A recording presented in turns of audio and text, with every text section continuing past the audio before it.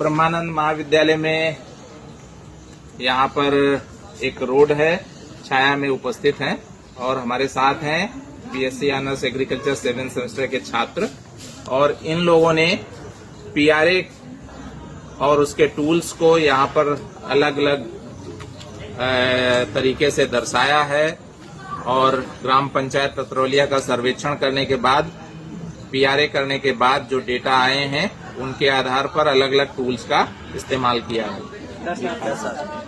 चलिए भाई, नेक्स्ट है ये sir seasonal analysis in PRA है, जो मजदूरों की उपलब्धता, सीजनल पैटर्न और जो भी मौसम संबंधी प्रक्रियाएं हैं जिनमें परिवर्तन हुआ है, जैसे कीड़ों का प्रकोप और जलवायु परिवर्तन, उन सभी का एनालिसिस किया जाता है। तो इस डायग्राम में हमने लेबर अवेलेबिलिटी का एनालिसिस किया है कि सभी महीनों में किस महीने में कितनी लेबर हमें जो एग्रीकल्चर एक्टिविटीज हैं उसके अलावा उपलब्ध होती है। जैसे अगर कोई कंपनी खोली जाए तो हमें लेबर उस गांव में उपलब्ध होगी अथवा नहीं होगी। तो ये रबी, खरीफ और जायद, ये तीनों महीनों का एनालिसिस है कि किस हमारे गांव की जो टोटल लेबर है वो 5000 है। तो जिस महीने में एग्रीकल्चर एक्टिविटीज जाना होंगी, जैसे रबी की बुवाई के समय पे, तो उस महीने में हमें जो लेबर कंपनी के लिए मजदूरी के लिए चाहिए होगी वो कम उपलब्ध होगी, और जिस महीने में जाना उपलब्ध होगी उस महीने में जो एग्रीकल्चर एक्टिविटीज हैं वो बहुत कम होगी। और इसके अलावा भी सीजनल पैटर्न और डिजीज। ये भाई क्या है इधर?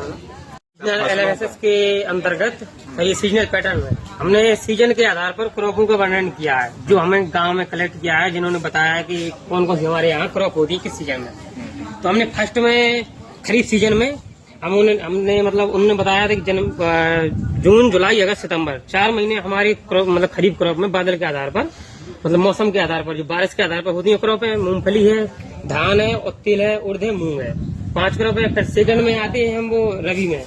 तो रबी में उन्होंने बताया था कि चना, सरसों हुई, गेहूं, हमारे यहाँ 3 है, जो थोड़ी बहुत बारिश और नलकूप वगैरह जो पानी के संसाधन उसके आधार पर उगाई जाती है। थर्ड में आएंगे सर हम जायद में जो सर क्रॉप उन्होंने बताया हम कुकरविटेसी के जो शिक्षक है वहाँ के जो उगाते हैं वो सब्जी वगैरह, तो उन्होंने बताया कि हम किस आधार पर कुकरविटेसी कुल की क्रॉपें उगाते हैं। अगला पैटर्न सर हमारा ये लाइन ग्राफ है डिसीजेस का, जिसमें तीनों चीजों में जो जो क्रॉप्स में डिसीजेस लगती हैं वो बताया गया है सर। तो पहले जो रबी क्रॉप्स में इसमें आप बताइए। रबी क्रॉप में मोस्टली जो लगता है विल्ट है, जो पल्सेस क्रॉप में लगता है, और जो रेस्ट है वो सीरियल क्रॉप में मोस्टली व्हीट, गेहूं, इन सब में लगता है। और जो खरीफ क्रॉप में है तो सबसे ज्यादा ब्लास्ट डिजीज लगती है, धान में, और ट्रुंगो डिजीज मोस्टली लगती है। और जायद का बताइए, कौन बताएगा इसको?